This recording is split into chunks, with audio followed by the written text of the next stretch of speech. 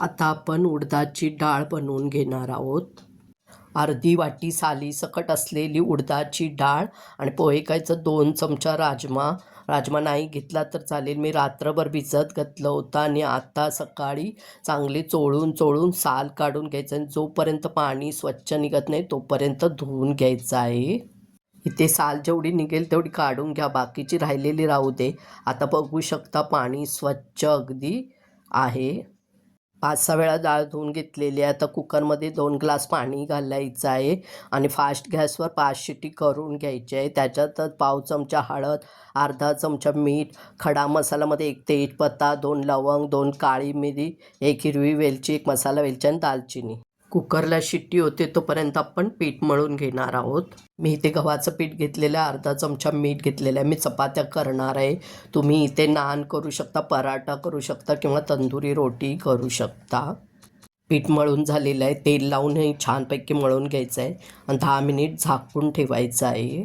2 tomato cut करून boil करून घ्यायचे जेणेकरून त्याच्यावरची सालं निघतील.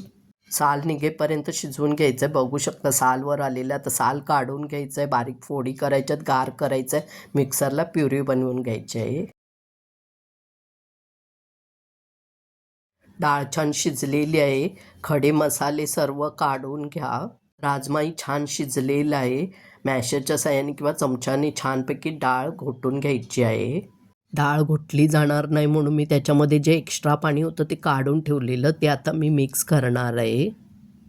2 चमचा तेल घ्यायचं. तेल तापलं की टोमॅटो प्युरी घालायची. इथे तुम्ही बटर घालू शकता, मी शेवटी घातलेलं आहे. 1 चमचा आलं लसूण पेस्ट घालून छान मिक्स करून घ्यायचं आहे. पाव चमचा मी हळद अगोदर घातलेली म्हणून मी आता थोडीच हळद घालणार आहे. 1 चमचा लाल तिखट आणि 1 चमचा धना जिरा पावडर घालून छानपैकी मिक्स करून घ्यायचं आहे. डाळ घालून मिक्स करून घ्या. इथे मी 4 चमचे दुधावरची साय घेतलेली आहे. तुम्हाला जर जास्त आवडत असेल तर अर्धी वाटी घेऊ शकता. हाताने किंवा मिक्सरवर बारीक करून घ्या. ह्याच्यात थोडं दूध घालून पातळ करून घेऊया. गॅस बारीक करून 15 मिनिट छान शिजवून घेतलेलं आहे. झाकण न लावता 1 चमचा बटर टाकून मिक्स करून घ्यायचं आहे. अर्धा चमचा कसुरी मेथी आणि क्रीम घालून मिक्स करून घ्यायचं आहे. पीठ भिजलेलं आपण चपात्या करून घेणार आहोत. गोळ्याला मध्ये तेल लावून घ्यायचं आहे. नंतर सुकं पीठ लावून मध्ये लाटून घ्यायचं आहे. नंतर साईडने 4ही बाजूने लाटून घ्यायचं आहे.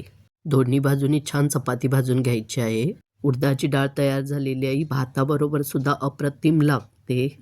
वरून क्रीम घालून घेऊया आणि मी सफेद कांदा घेतलेला आहे.